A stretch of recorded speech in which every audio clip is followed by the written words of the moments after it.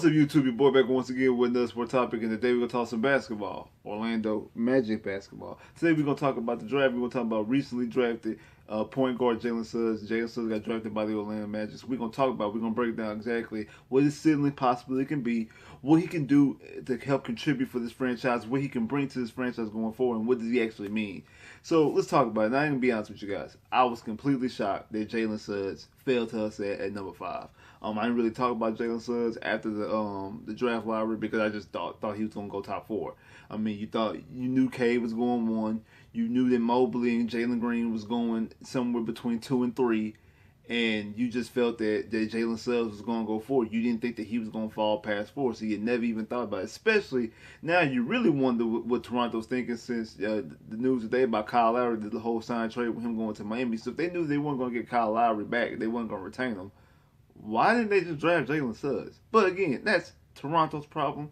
That's Toronto's mistake, and the Magic, the Orlando Magic, benefit from that because I believe that the Magic have actually got a star. They might have the third best player in this draft behind Cade Cunningham and Jalen Green, and who knows, because of the situation that he's in, he might end up being the best player in this draft. Now that could just be the Orlando Magic fan and me hoping that's the case, but I do believe that the Orlando Magic actually have a legitimate superstar on the rise, and I believe the Orlando Magic have a superstar, and I think that everything happens for a reason, especially with Jalen Suggs having a previous relationship, him being close friends with Cole, him saying that him and RJ are like family. You drafted Cole last year. You just bring in and traded RJ. Remember, I wanted RJ last year before the draft. That's why I wanted the Magic was to get RJ Hampton, and they actually traded for him. And then now Jalen falls to you at pick 5. I think it's just a match made. Everything happens for a reason. He falls to 5 for a reason. We trade for RJ Hampton and was able to draft Cole for a reason. I think this future is bright with these young guard situations, especially with the whole news about Markelle possibly being ready for the beginning of the season or not, or shortly thereafter. So we're going to see up close, and I can't wait to watch the summer league. I think this is going to be very eventful. But let's talk about point guard Jalen Green out of Gonzaga. Let's break him down a little bit. Let's talk about his numbers. He's 6'4", 205 pounds with a wingspan of 6'5.5".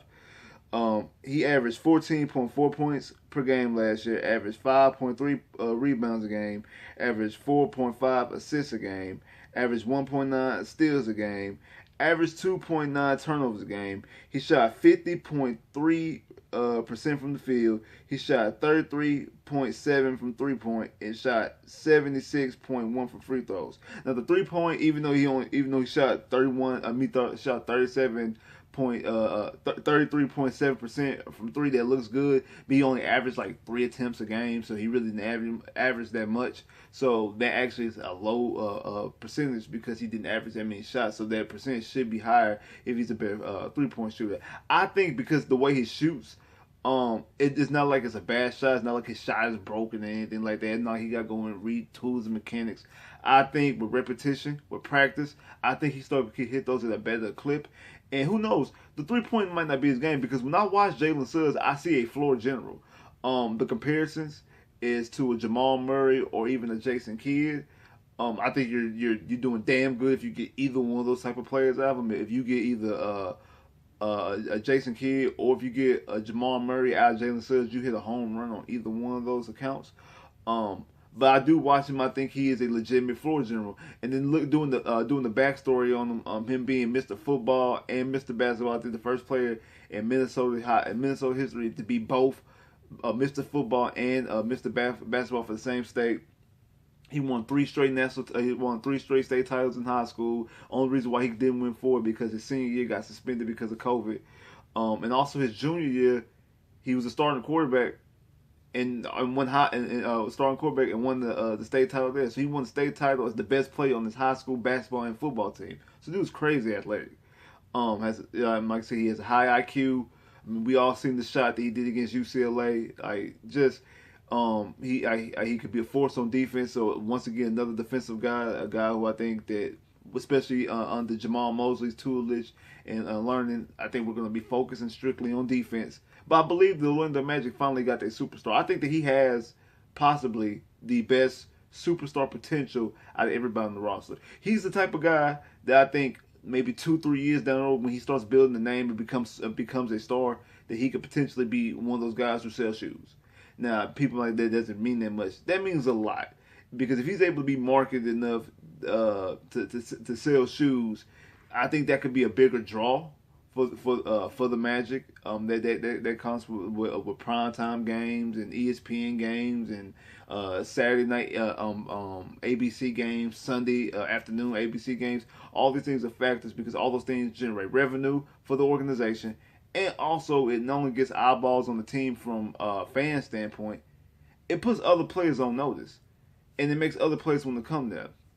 And that's another thing about, like I said, that it's something that the Magic actually have a benefit of is that both RJ and Cole have a good relationship with Jalen.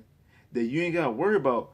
Hey man, let's link up. You ain't worry about how these superstars always want to link up down the road. They already on the same team. They drafted you traded for RJ, but you drafted the other two. So you already got these type of guys on here. Then you also add in Chuma, who I think is real close with them. Wendell as well. Then you also add in the fact that Jonathan Isaac and Markelle Fultz. I think that we not only do we have a young core, a young core that can get along real well. I think that this guy and Jalen Green, who I think is a natural born leader, you gotta be, especially when you're playing quarterback. I think he's a guy who could lead this ship. I really do. I think he can lead this in the right direction, and I believe that in the next 2 to 3 years he could make All-Star bid. I think probably around that 2023, 2024 range, look for him to be in All-Star conversation. Now, he's going to have to go up against people like LaMelo, because we're in the East. He's going to go against people like LaMelo. He's going to have to go against people like Trae Young, Kyrie Irving, if he's still with Brooklyn, things of that nature. So, and also Cade Cunningham, who just got drafted to Detroit. So he's going to go up against those guys if he wants to get All-Star bids. I think he's going to be in consideration, especially because I think he's going to start. I think he's going to start, if not from day one, early on, but I think he probably is going to start from day one. I believe he's going to be in the conversation for Rookie of the Year. It's going to be out of him, Jalen Green, and Cade. Because Cade was the first pick in the draft, Cade's going to get a lot of run, and because Jalen Green's a scorer, I think he's going to get a lot of opportunities out there in Houston. Because I actually believe that Jalen Green was the best player in this draft. My personal opinion. I really want the Magic to draft Jalen Green. I feel that Jalen Green was the best player in this draft. So I think that he's going to be able to, out there in Houston, they're going to give him a lot of free range, and he's going to go out there and score and try to score a lot. And, points, him getting points is going to help him in the conversation and in the running for being Rookie of the Year. But I think Jalen Suggs is going to be able to do so much because I think he's going to be able to run the floor. He's going to be able to make assists. He's going to get, I believe he can have the Magic competing at the very least for the playing game. Talk about being in that 9th and 10th spot, to be in the conversation to playing, kind of like how LaMelo had kind of like how LaMelo had Charlotte. Had them competing in for their playing tournament. I believe that that's something that Jalen Green can do. I believe that's something that Jalen Suggs can do. I believe he can get us in that type of conversation, and I think if he does that, that's definitely going to give him a strong bid to be in consideration for Rookie of the Year. Like I said, I think he has pieces around him. They young pieces around him. I'm not saying the Magic about to compete for a title anytime soon, but I think the timetable is this. To be honest with you, I think this 2022 season, this 2021-2022 season is going to be a season that you could possibly be the 10th or 9th seed playing to the play-in game. I believe that probably the 2022-2023 season is going to be a season that you probably still in the playing tournament, but instead of being the 10th or the 9th seed, you're the 7th or the 8th seed. And I think 2024 is the time where you actually get a legitimate, like you have a stamp that you actually, or you don't have to worry about the playing. You're in the top 5 seeds. You're 6, 5, possibly even 4. And you have a better situation, and you are looking at to win a series or 2. I believe that's the run that the Orlando Magic are going to be leaning towards in the near future. But we got Crawford Walker. That's if you hit all marks with Jonathan Isaac and Markelle and Cole and RJ and Chuma and things like that. But I think the person who the straw that stirs the drink It's going to be Jalen Suggs. I believe Jalen Suggs is going to be the star. Is going to be the star. The star drinker. I think he's going to be the guy who's going to be the eventual superstar of this team. He has superstar written all over him. He's one outside Markel Fultz, who we didn't draft. He's the highest draft pick on this team. He is, because both Bamba and Isaac are 6. Wendell was 7. Chuma, Cole, and RJ, none of them were lotteries. Remember, we drafted Chuma in 19 after we made the playoffs. Same thing with we drafted same thing with Cole, and then RJ was drafted after Cole. So the rest of those guys are not even lottery picks. So Suggs, I know that doesn't really mean too much. Is that obviously Fultz was the number 1 pick in the 2017 draft, so he has the highest. He's number 1, but we didn't draft him. Out of our picks that we drafted, Suggs is the highest pick. And I believe that Suggs has the biggest star potential out of all of them. I think if Markel doesn't have the shoulder injury and he was able to shoot like he was coming out of Washington, it would be. I think that Fultz is the. Fultz. That Fultz is the most talented guy, like from a pure talent standpoint, because he was the number 1 overall pick. He was number 1 overall pick for a reason. Nobody even batted an eye back when Philly drafted number 1 overall, because he was so supremely talented. But we all know about the shoulder injury and the shot being broken and things like that, and also the whole ACL injury this past season. So that kind of takes away a little bit.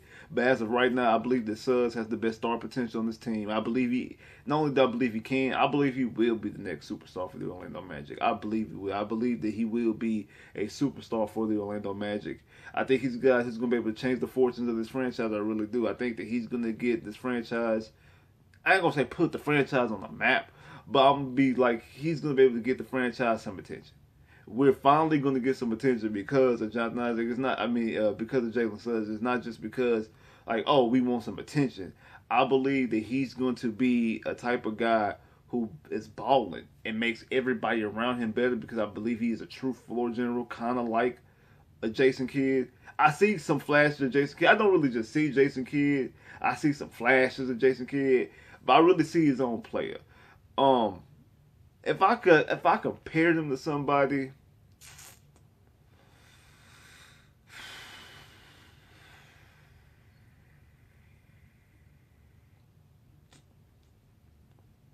I think the comparison is right. I think he's a little bit more offensively skilled than Jason Kidd, and not as careful with the ball as Jamal Murray.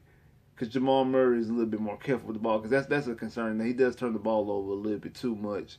But I think he's out there just trying to make plays. And I think if you can calm him down a little bit, and I think he will, that's why I can't wait to watch Summer League. The Summer League this is probably the most anticipated Summer League I've been anticipating for a long time.